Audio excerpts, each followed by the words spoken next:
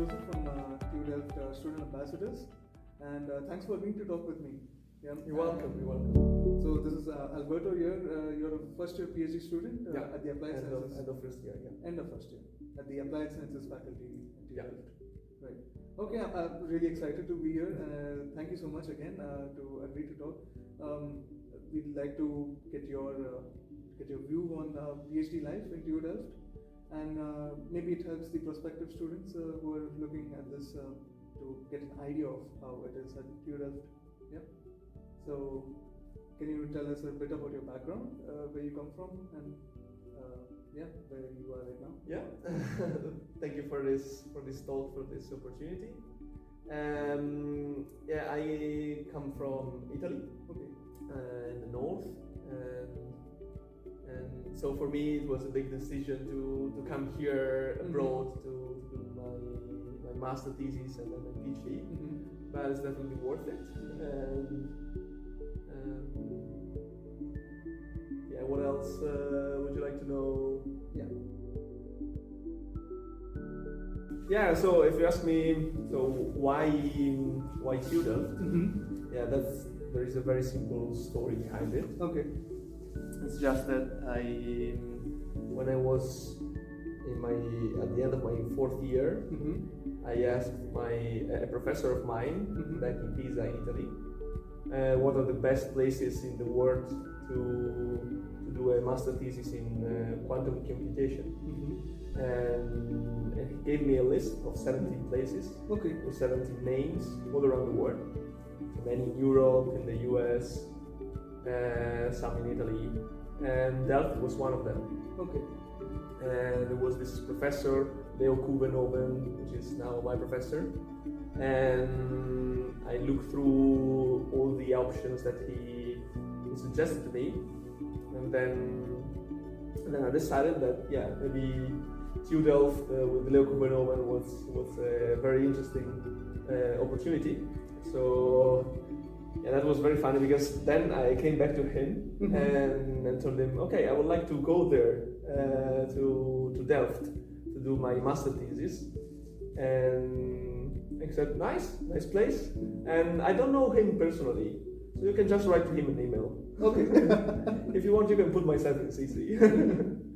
And alright, I was expecting something different, like he taking the phone up and say, Leo, my best student is just about to come to you.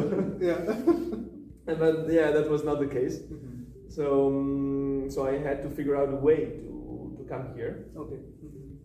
And I was really desperate. And I found out that the best thing was, I just tried to write to the PhD students that were here. I started from the Italian ones, so I just quickly sent an email to the Italian PhD students, also to Leo. I sent also to the professor. I sent an email, but I got no response from the professor, and I got responses from the PhD students. And because they have time. Do they?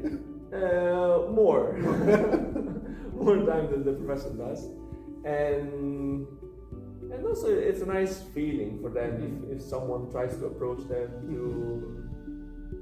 Also, PhD students are actively looking for master students, so if master students try to approach them, then it might be a nice combination. Also, a PhD is looking for very motivated master students.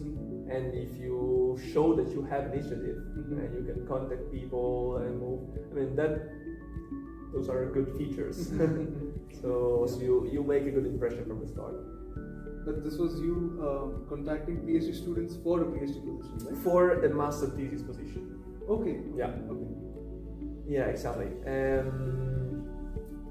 So long story short, after a little bit of correspondence, I built some relationship with them, and then at the end I could get a yes from the professor, had an interview, and got my master thesis here. So I came here, did my master thesis, and then I went back to Italy to graduate and to go on.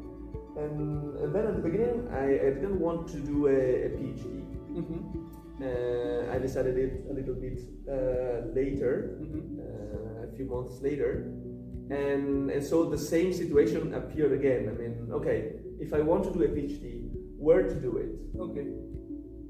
So I started looking for more places, and I made 3 applications, and I got 3 offers, and that's and in all this situation, I use the same technique. Let's say, I mean, so try to approach people, especially low-level people like PhD students, not the full professor, but first PhD students or maybe postdocs.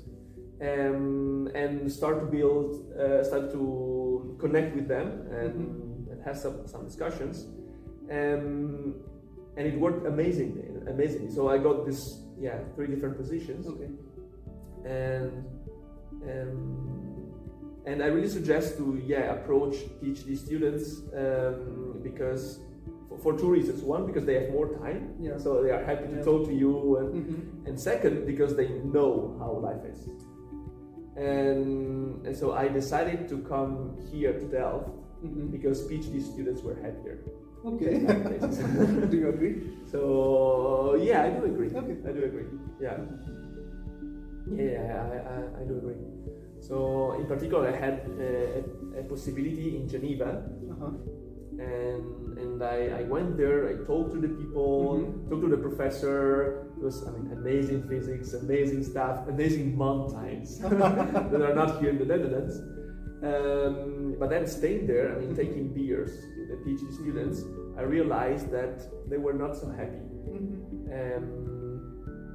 And you can only notice that if you start to build a little bit of a relationship with these low-level people.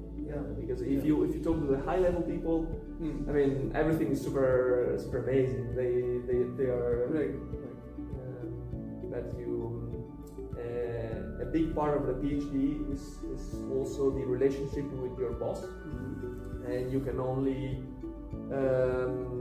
know how that works if you talk to the people like you, the lower level people.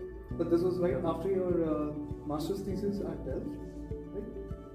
Yes, that was after my master thesis. So the 3 possibilities I had was this in Geneva, another one in the north of Italy, in Bolzano, and this one. Okay. And at the end, I decided to come back here to do my PhD because people are happy. All right. So just come back to the point where you say again, like that the PhD students are happier over here. So what makes them happier? Is it the culture? Is it the work environment? Is it the city? What is it? That's a good question. So I think that it's mostly the work environment. So this place, at least for applied sciences, for quantum physics, and in particular the QTech, it's amazing. I mean, there is a lot of money, a lot of support from management staff, secretaries, mentors. So even when things are not going well, you get a lot of support. Okay. And also, it's a big organization. TU Delft in general, it's a pretty big university, and also the Department of Applied Science, and also QTech within Applied Science. They are all very big organizations, so they have a lot of possibilities. And for an experimental work in physics, that's very useful. For example, we have technicians. So if a machine breaks, then a technician comes and fixes it. You don't have Otherwise, you don't need to fix it yourself. Okay. And that's amazing because you can spend more time in research, and you can view more machines, more technical stuff, because you can spend less time on each. Right. And for example, here there is a dedicated clean room when you can fabricate the experiments, and there is a dedicated clean room staff that takes care of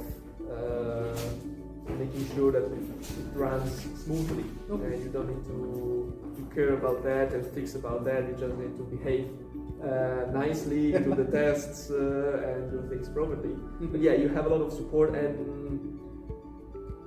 I don't think that any place in Europe has this stuff. Okay. No place. Okay. Maybe biggest group in Switzerland can hire a technician for their group. Very big, big organizations. But here, what we have here is really, it's something bigger than a bigger group. It's a network between groups, and